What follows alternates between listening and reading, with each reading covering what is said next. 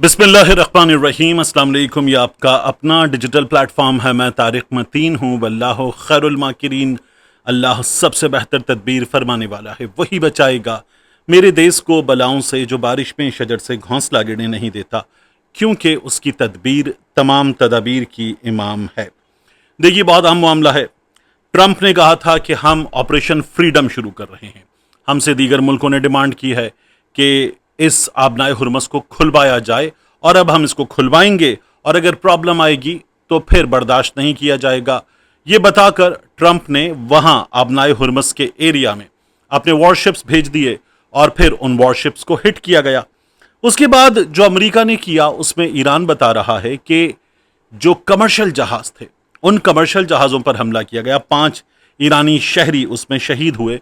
तो दोबारा डिमांड वही होती है ना कि अगर आप ताकतवर हैं और आपका ये दावा भी है कि मुकम्मल तौर पर सूरत हाल आपके कंट्रोल में है, वॉर अंडर माय कंट्रोल, तो फिर आप शहरियों को, कमर्शियल जहाज़ों को निशाना कैसे बना सकते हैं। जैसे हमने हिट करते करते रुक कर आपके जहाज को वार्न किया, वो काम करते अगर आप एक बड़ी जंगी ताकत होते, सुपर पावर होने के दावेदार। तो ये सिचुएशन थी। अब इस सिचुएशन में आप देखिए कि अमेरिका का पहला दावा हमें क्या पता चल रहा है। एक जानिब ये दावा कि हम मुकम्मल तौर पर सूरत हाल को कंट्रोल कर रहे हैं, उस दावे की कलई खुलती है। अमेरिका ने आबनाए हुर्मज़ में नए ऑपरेशन से पहले, ये जो ऑपरेशन फ्रीडम है, इससे पहले ईरान को एक निजी पैगाम भेजा था। ये अमरीकी ओहदेदार ने बताया है। अमरीकी मीडिया रिपोर्ट कर रहा है कि आबनाए हुर्मज़ में नया ऑपरेशन फ्रीडम शुरू करने से पहले ईरान को निजी पैगाम भेजा, और ये बताया गया कि आबनाए हुर्मज़ से गुजरने वाले बहरी जहाज़ों को रास्ता फराहम करें और तेहरान इसमें मुदाखलत ना करे, हम आपको वार्न कर रहे हैं। तो अगर सिचुएशन आपके कंट्रोल में है तो फिर आपको वार्निंग इशू करने की ज़रूरत नहीं होती। फिर आप दिखाते हैं कि सिचुएशन आपके कंट्रोल में है, आपके हाथ में है सब कुछ। मगर ईरान को ये बताना पड़ा कि सब कुछ उसके हाथ में नहीं है, तो इसलिए वार्निंग दी गई। आलमी ताकत होने के बावजूद अमेरिका अब डायरेक्ट कन्फ्रंट्रेशन से बचने की कोशिश कर रहा है, ईरान को बता रहा है। नैरेटिव ये बन रहा है कि अमेरिका अब डिफेंसिव मोड में आ चुका है, ऑफेंसिव मोड ट्रंप का खत्म हो चुका है, और ईरान इसको पूरी दुनिया में, वैसे एक नया ईरान ने हमें तरीका दिखाया था, ये जो पूरी दुनिया में सिफारत खाने हैं, इनके जरिए सोशल मीडिया पर ट्रॉल किया गया, वीडियोस बनाई गई, मीम्स बनाई गई, और उन वीडियोस को शेयर किया गया, और उनकी अपनी अपनी रीच होती है, मुख्तलिफ मुल्कों में रीच होती है, तो पूरी दुनिया में वो पैगाम जाता है। ये किया गया तो उन्होंने बताया कि हमने तो आपके जहाज, बड़े बड़े जहाज, उनका कब्रिस्तान बनाया है, और ईरान ने मजाक उड़ाया। अब अमेरिका के 2 जहाज, कमर्शियल जहाज, अमेरिका ने यह कहा कि यहां से हम जहाज गुजारेंगे, मुख्तलिफ मुल्कों के जहाज गुजारेंगे, और ईरान कुछ नहीं कर सकेगा। ब्लॉकेड हमारा है, ईरानी जहाज नहीं जाएंगे, और जिनको हम चाहेंगे उनको हम गुजार के दिखाएंगे। ये ट्रंप ने भी बताया, पीट हेग्सेथ ने भी बताया। उसके बाद यहां 2 कमर्शियल जहाज शैलो पानी में, क्योंकि आबनाए हुर्मज़ में जहां नैरोएस्ट पॉइंट आता है ना, सबसे कम जगह जहां पर है, तो वहां पर तो ये कुछ 28-30 किलोमीटर है, और उस जगह साइड्स पर और दरमियान में इसमें जजीरे भी मौजूद हैं, तो वहां नीचे पथरीली जमीन बहुत करीब है।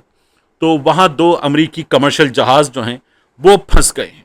अब दुनिया की वो पट्टी कि जिसमें से 20% तेल की आलमी तिजारत होती है, वहां ये जहाज भी फंस गए हैं, और अब इनका कमर्शियल जहाज़ों का जो हमला है वो ईरानी हुक्काम के रहमो करम पर है, क्योंकि अंदर, बाहर से अमेरिका ने ब्लॉकेड कर दिया, लेकिन अंदर तो कंट्रोल ईरान के पास है। वो तो अमेरिका के जो शिप्स अंदर आए हैं, पसपाई पे मजबूर हुए हैं, उन्हें भी रोक सकता है। तो ये पूरी तरह से इनके हाथ में है, और यहां अमेरिका के जहाज फंस गए हैं, उनका अमला फंस गया है, और ये कमर्शियल जहाज है। जिस तरह ईरान के कमर्शियल जहाज अमेरिका ने पकड़े थे, ये बिल्कुल वही सूरत हाल है, पकड़ने की भी जरूरत नहीं पड़ी, और अब वो चट्टानों के ऊपर, उस जगह जहां पानी बहुत कम गहरा है, वहां पर फंस चुके हैं। अमेरिका ने बहरी सिक्योरिटी शील्ड बनाई, मगर खुद उसके अपने जहाज इस वक्त फंस चुके हैं। फिर यूएई के साथ जो तनाज़ा है, उसके हवाले से मैं आपको बताऊं कि उस तनाज़े में यूएई ने एक बार फिर बताया कि हमारा जो एयर डिफेंस सिस्टम है वो दोबारा अलर्ट पर चला गया है। ایران کوئی شرارت نہ کرے. ایران نے پہلے والے کے بارے میں بھی بتایا کہ ہم نے نہیں کیا, اور اس کے بارے میں پھر بعض تجزیہ کار یہ بتا رہے ہیں کہ یہ اسرائیل کی حرکت ہے.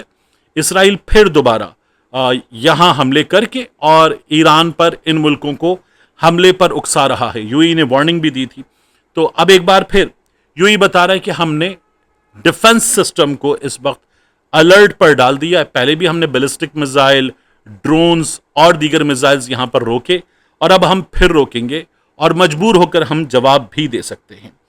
اب آپ دیکھیے کہ اسرائیل جہاں دیگر ملکوں کو ان پر حملہ کر کے, شرارت کر کے ایران کے خلاف اکسانا چاہتا ہے, وہاں اب وہ ایران پر حملے کی تیاری کر رہا ہے.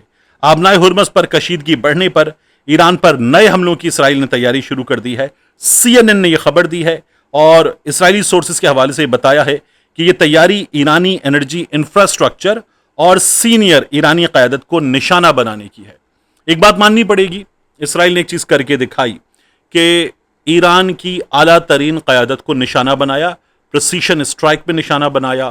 وہ پہلے بھی ہم نے دیکھا تھا کہ اگر کسی ایک عمارت کے ایک حصے میں موجود تھے تو اس عمارت کا وہ حصہ ہٹ کر کے اس شخصیت کو ایلیمینیٹ کیا گیا. یہ اسرائیل نے کر کے دکھایا تھا, اور اس میں جاسوسوں کا بڑا کردار تھا.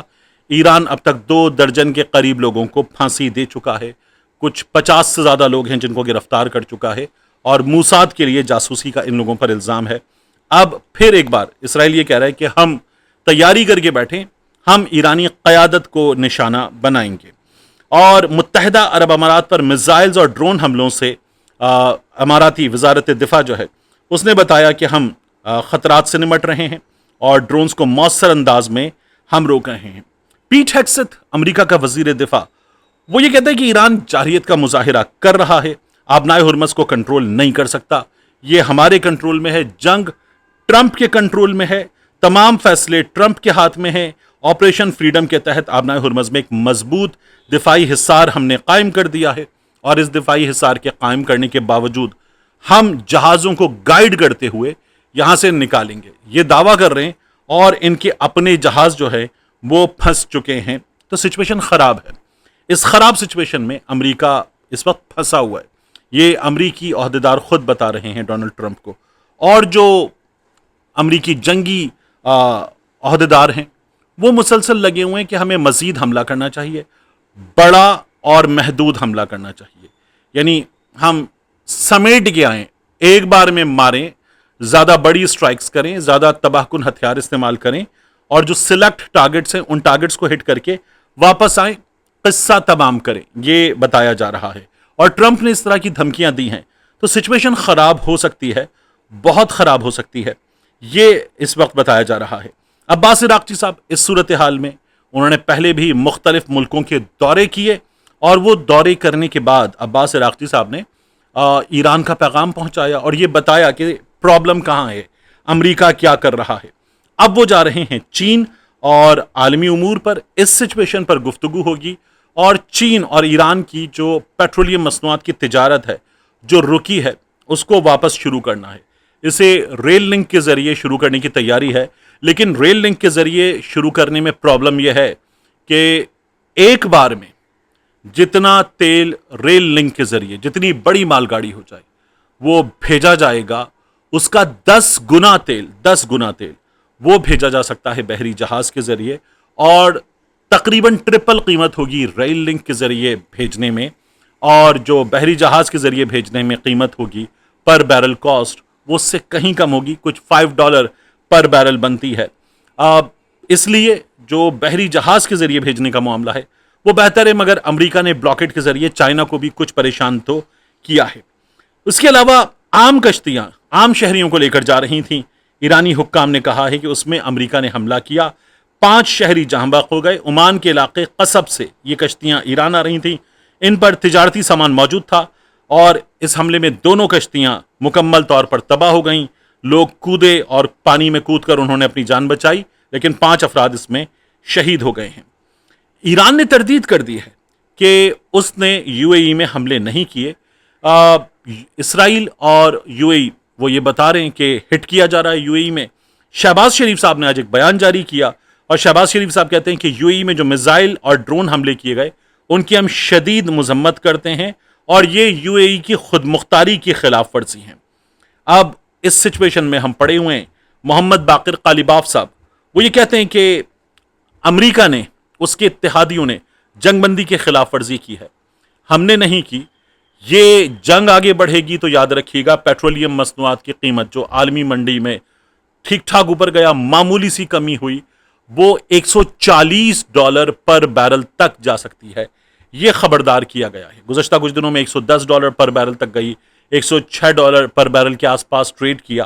$140 پر بیرل ہو جائے تو ہمارے ہاں حکام جو بار بار قیمتیں بڑھا رہے ہیں اور ہمیں ڈرا بھی رہے ہیں کہ IMF رعایت نہیں دے گا، تو پھر کیا کرنا پڑے گا؟ وہ کہتے ہیں پھر 50-55 روپے بڑھانے پڑیں گے۔ یہ ہمارے حکمران ہمیں بار بار متنبع کر رہے ہیں، اور یہ ایویں وارننگ نہیں دیتے، یہ کر دیتے ہیں، یہ سوچتے بھی نہیں ہیں، اس لیے کہ یہ ووٹ سے آنے والے حکمران نہیں ہیں۔